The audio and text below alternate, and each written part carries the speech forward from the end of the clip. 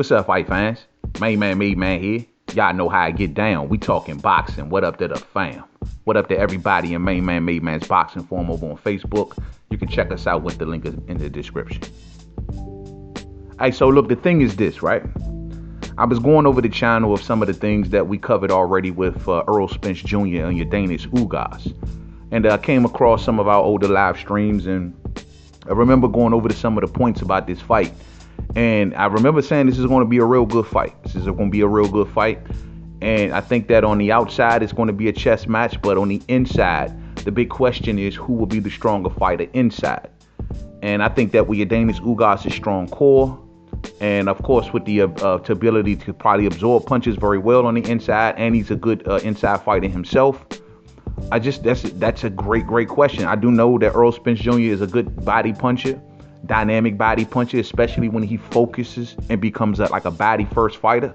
He's always tough to beat, and he always throws punches in bunches. So that came down to that question, and I remember reaching the conclusion of that the problem that's going to be the biggest problem for Yordenis Ugas is he's so reactionary. If you look at a lot of his fights, he's always the reactionary guy, and I believe that's the thing that lost him the fight against Shawn Porter. If you want to say he lost, it's for that particular reason, because he would allow Shawn Porter to kind of dictate certain points of that fight and do what he wanted to do, trying to lure him into certain situations. And whenever that situation never came, Ugas was pretty much content on just kind of sitting back with that, you know what I mean? And that's something that he does in quite a few of his fights. He does impose himself as well if he needs to. We've seen him impose himself on fighters like Figueroa, and amongst other fighters like Jamal James and stuff like that. He imposes himself, but he also gets caught into this reactionary thing. And I don't know if he was going to try to impose himself on, let's say, a Errol Spence Jr. So I believe that, in this fight, Errol's number one weapon that he's going to have going into this fight, I believe, will be volume.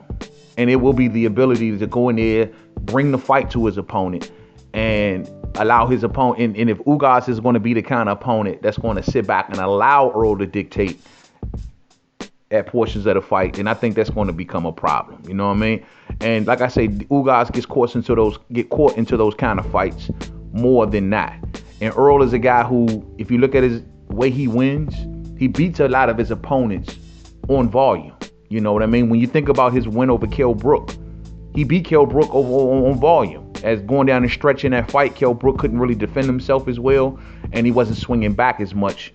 And Errol Spence just kind of grinded him down to a halt. You know what I mean?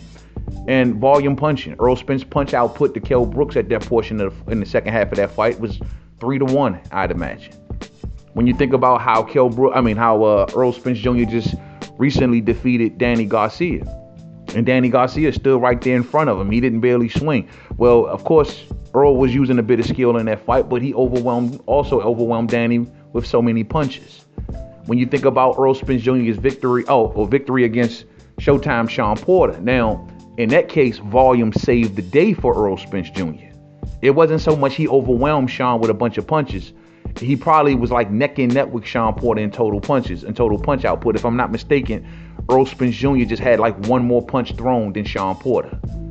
But the thing is that volume is what kept him in the fight, because Shawn Porter could have easily ran away with that fight if Errol Spence would have just sat back lackadaisical and, and not really let his hands go.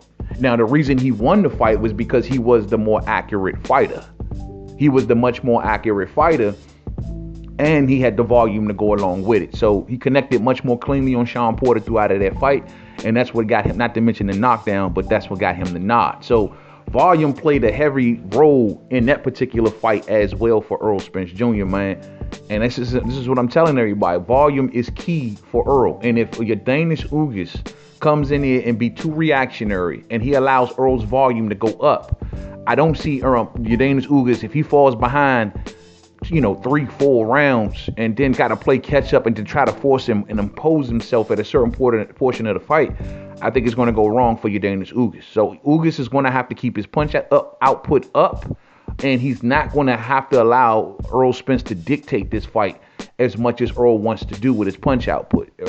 Ugas has got to be there stride for stride. If Errol's coming to him, Ugas got to be prepared to catch and shoot. Ugas got to be prepared to bang on the inside. Ugas got to be prepared to go after Errol and try to push him back at portions where he may get a different fighter. You know what I mean? But these are all of the things that Ugas is going to have to do to be competitive with Errol. Because Errol, like I said, is such a high volume fighter. Yes, we've been seeing a much more skillful version of himself in his last couple fights.